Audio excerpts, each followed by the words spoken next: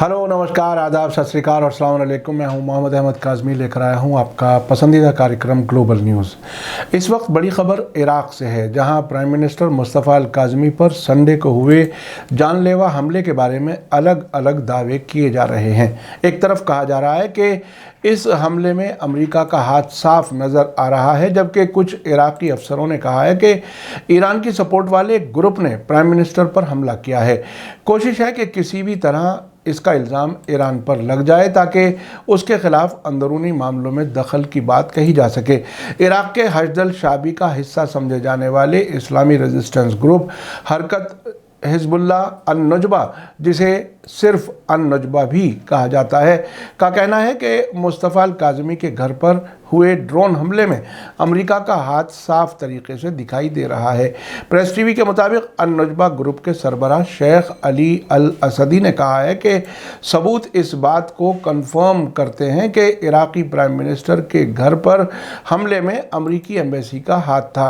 अन-नुजबा के सरबराह ने कहा है कि इस हमले से अमेरिका का मकसद इराक़ को पूरी तरह से अंदरूनी क्राइसिस में धकेलना है, जिसके बहुत ही ख़तरनाक नतीजे सामने आते।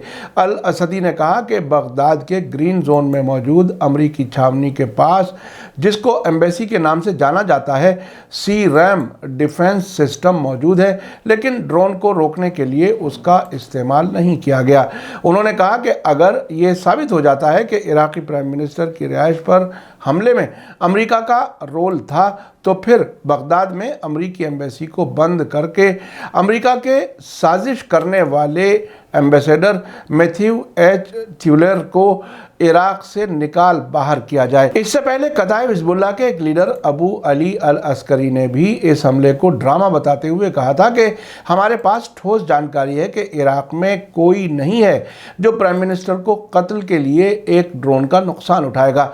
अगर कोई फेसबुक पर मौजूद इंसान को नुकसान पहुंचाना चाहता है तो बहुत ही कम खर्च वाले, सस्ते और भरोसेमंद तरीके इस काम के लिए मौजूद हैं। उन्होंने कहा कि इससे भी बड़े मजाक की बात यह है कि इराक़ी प्राइम मिनिस्टर मुल्क की आवाम से सब्र से काम लेने की अपील कर रहे हैं।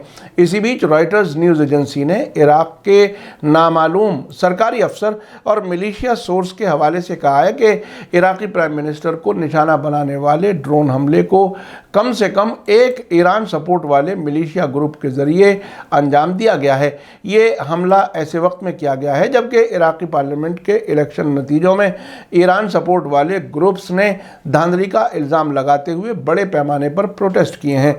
साथ ही रॉयटर्स की खबर में कहा गया है कि सोर्सेज ने कहा है कि लेकिन पड़ोसी मुल्क ईरान के ज़रिए हमले को मंजूरी देने के चांसेस नहीं है, क्योंकि तेहरान अपने वेस्टर्न बॉर्डर पर गड़बड़ी से बचने का ख्वाहिशमंद है। आपको याद दिला दूं कि संडे की सुबह सवेरे बगदाद के सबसे महफूज समझे जाने वाले ग्रीन जोन इलाके में प्राइम मिनिस्टर मुस्तफ़ा अल काज़मी के रिहाइश पर ड्रोन से हमला किया गया, जिसमें एक्सप्लोजिव भरा हुआ था। इस हमले के वक्त प्राइम मिनिस्टर वहां मौजूद नहीं थे, इसलिए उन्हें कोई नुकसान नहीं हुआ, लेकिन उनके सिक्योरिटी जवानों में से 6 जख्मी हो गए। इस हमले की America, Iran, France, Germany, Britain, Jordan और सऊदी अरब समेत बहुत से मुल्कों के लीडर्स ने मजम्मत की है। आखिर में आपको याद दिला दूं कि अगर आपने अभी तक media star world YouTube channel subscribe नहीं किया है तो सब्सक्राइब कर लें और घंटी दबाना ना भूलें। और अगर आप हमें फेसबुक पर देख रहे हैं तो हमारे पेज को लाइक करें ताकि हमारी हर नई वीडियो की खबर आपको सही वक्त पर मिल सके। इसी के साथ मुझे दीजिए इजाज़त। ग्लोबल न्यूज़ का ये एपिसोड आपको कैसा लगा कमेंट्स में ज़रूर लिखें। थैंक यू, धन्यवाद, शुक्रिया। जय भारत, जय हिंद।